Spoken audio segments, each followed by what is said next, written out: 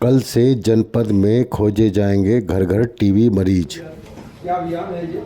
और वर्तमान में कितने केसेस अभी मेरठ में हैं और अब ये अभियान कब तक चलेगा? कुल मिला के ये मैं कहना चाहूँगा कि आज की तारीख में मेरठ के अंदर लगभग 14,200 केसेस हमारे यहाँ हैं, जिसके अंदर हमारे यहाँ आजकल जो प्राइवेट डॉक्टर्स हैं उनको भी इनकी जिम्मेदारी है इन केसेस को नोटिफाई करना।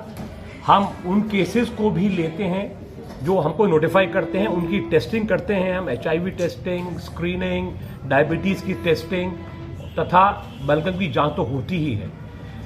उन पेशेंट्स को भी अगर हम यहाँ से अपने सरकारी सेटअप से दवा देते हैं तो ये बेसिकली प्रोग्राम है, 2 चरणों में है। एक चरण 21 और 22 का है, जहाँ पे हमारी जो स्टाफ है, ट्यूबरकुलोसिस का स्टाफ है, उस स्टाफ को क्लोज सेटिंग एरियाज हैं जैसे कि जेल है, हमारा वृद्धाश्रम आदि इस तरह की सेटिंग्स हैं, वहाँ पे जाके एक्टिव केसेस को फाइंड करना है। बाकी जो प्रोग्राम 23 से लेके अगले 10 दिन तक चलेगा, उन सब में हमारी आशा बहनें, हमारी आशा संगिनी हैं, ANMs हैं, हमारे और जो सुपरवाइजर्स हैं वो घर घर जाके लोगों को आइडेंटिफाई करेंगे। ऐसे लोग जिनका कि पिछले दिनों में लगातार वजन कम हो रहा है, जिनकी भूख नहीं लग रही है, शाम को बुखार चढ़ जाता है, 15 दिन की खांसी है, ये मेन सिम्टम्स होते हैं ट्यूबरकुलोसिस के।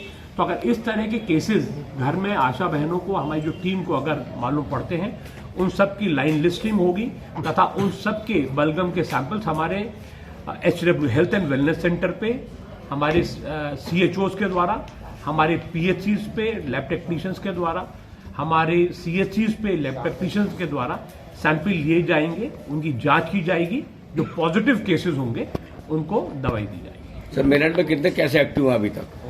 मेरठ के आज की तारीख में 14,200 के करीब केसेस एक्टिव हैं, जिसके अंदर जो गवर्नमेंट सेटिंग्स के अंदर 8,000 के करीब हैं तथा प्राइवेट जो डॉक्टर्स देखते हैं वहां पे आइडेंटिफाई लगभग 6,000 केसेस। कितने कामयाब हो गए हैं, मतलब सक्सेस हो गए हैं? ये सारे हमारे एक्टिव केसेस हैं जितने भी आज की तारीख में।